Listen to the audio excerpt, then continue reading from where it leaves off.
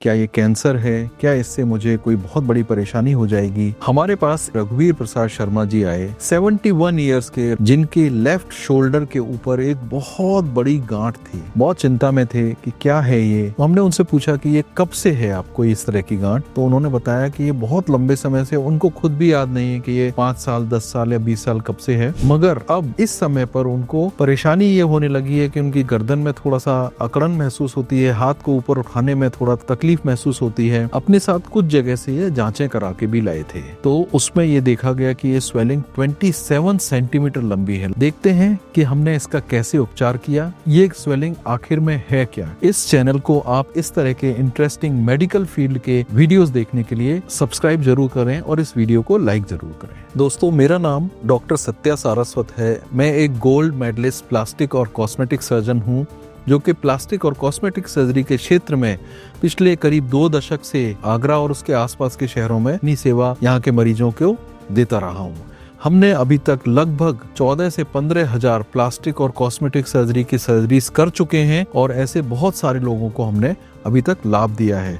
मैं American society, Indian society, plastic surgery, cosmetic surgery आदि विभिन्न देशी और अंतर्देशीय ऐसी संस्थानों और सोसाइटीज का एक सदस्य भी हूँ। हमारा सारस्वत हॉस्पिटल ना केवल एक ISO सर्टिफाइड हॉस्पिटल है, बल्कि ये एक NABH सर्टिफाइड हॉस्पिटल भी है, जो कि अपने आप में एक गुणवत्ता की पहचान है। तो जैसा कि हमने डिस्कस किया, ये जो परेशानी इनको थी ये बहुत लंबे समय से थी। इन्होंने कभी इसका उपचार कराने के लिए कभी सीरियसली नहीं सोचा, क्योंकि छोटी मोटी गांठ को मान के चलते रहे कि कुछ नहीं है और इसको हमें कुछ कराने की जरूरत नहीं है। समय के अनुसार ये गांठ धीरे धीरे करके बढ़ती चली गई और एक समय ऐसा आया कि रघुवीर जी को इसकी वजह से अपनी दैनिक दिनचर्या में हाथों को ऊपर करने में, नीचे करने में, गर्दन में, इन सब मूवमेंट्स में भी परेशानी होने लगी। उनके ऊपर एक पीठ पे ऐसा लगता था कोई भारी वस्तु वहां पर रखी हुई है, जिसकी वजह से उनको मानसिक रूप से भी थोड़ी सी समस्या होनी शुरू हो गई। ये सर्जरी करने से पहले हमें ये देखना बहुत जरूरी होता है कि ये क्या चीज है। तो हमने इसका एक अल्ट्रासाउंड और CT स्कैन वगैरह कराया, तो इसमें पाया गया कि ये एक गांठ है जो मसल के ऊपर है, हड्डी के ऊपर है और लगभग 1 फुट लंबी है और काफी चौड़ी है और काफी गहरी भी है। तो हमने फिर प्लान किया कि इसकी हम सर्जरी करेंगे, क्योंकि इस तरह की गांठों का कोई मेडिकल ट्रीटमेंट नहीं होता है। यदि आपके परिवार में या आप किसी ऐसे व्यक्ति को जानते हैं जिसको इस तरह की कोई समस्या है, तो आपसे रिक्वेस्ट है कि आप इसके बारे में कुछ पूछना चाहते हैं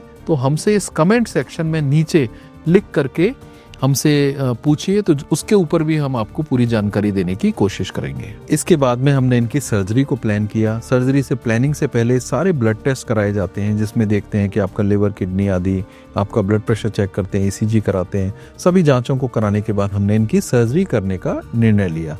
जब हम इनको ऑपरेशन के लिए लेके गए, तो जो हमको इंसिजन देना है, जो चीरा लगाना है, उसको भी हमने डिजाइन किया, क्योंकि अगर आप स्ट्रेट लाइन में कोई चीरा लगाते हैं बहुत लंबा, तो वो सिकुड़ता है और स्कार बनता है और कॉन्ट्रैक्चर होता है, जिसकी वजह से वहां पर एक खराब सा निशान भी आता है और एक गांठ जैसी भी बनने के चांसेस होते हैं। हम लोग लेजी एस बोलते हैं प्लास्टिक सर्जरी की भाषा में। एक लेजी एस के तरीके से हमने इंसिजन टॉप टू बॉटम हमने किया।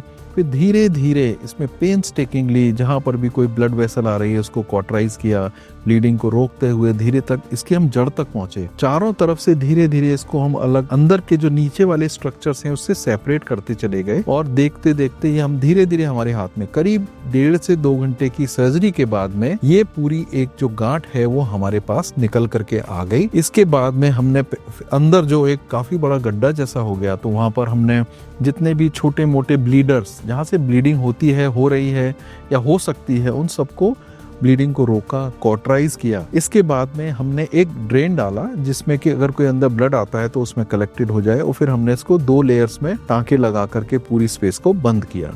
तो ये थी इनकी सर्जरी। अगर आप हमसे भी किसी भी प्लास्टिक सर्जरी, किसी भी कॉस्मेटिक सर्जरी के बारे में हमसे परामर्श चाहते हैं, हमारी हेल्प चाहते हैं, मदद चाहते हैं, सहायता चाहते हैं, तो जो नंबर हम आपको यहाँ पे लिख के दे रहे हैं उन पर कॉल करिए। सर्जरी के बाद हमने इनको पेन किलर और एंटीबायोटिक्स दिए और सर्जरी के बाद ही वॉज वेरी कंफर्टेबल। शाम को ही उसी दिन अपने घर चले गए। रेगुलर फॉलोअप्स में हमारे पास में आते रहे। अब चाहते हैं कि हमने जो गांठ निकली उसकी बायोप्सी कराई। बायोप्सी में निकल के आया कि ये सिंपल चर्बी की गांठ है। चर्बी ही कई जगह पे इकट्ठा होनी शुरू हो जाती है, जिसको बोलते हैं लाइपोमा। लाइपोमा मतलब फैट की गांठ या चर्बी की गांठ।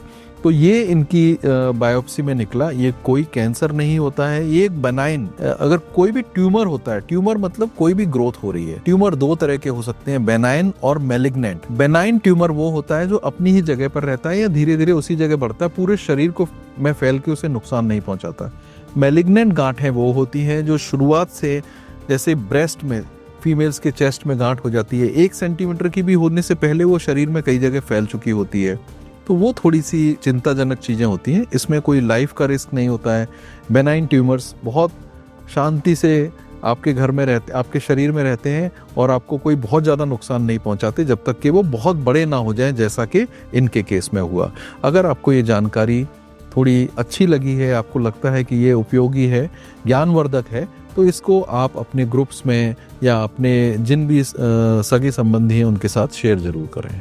हमारे हॉस्पिटल में क्लेफ्ट लिप और पैलेट की, कटे होठ और तालू की निशुल्क सर्जरी होती है जो बच्चे जन्म से ऐसे पैदा होते हैं, और हमने अभी तक 11,500 से अधिक ऐसी सर्जरीज कर चुके हैं स्माइल ट्रेन की सहायता के साथ। ऐसे ही एक मरीज का रिजल्ट देखने के लिए बाईं तरफ दिए हुए वीडियो के लिंक पर क्लिक करें। और कभी कभी पुरुषों में जो चेस्ट होता है उसका आकार बढ़ जाता है, जिसको गायनेकोमेस्टिया बोलते हैं, ऐसे ही एक गायनेकोमेस्टिया के वीडियो को देखने के लिए राइट साइड में दिए हुए लिंक को क्लिक करें।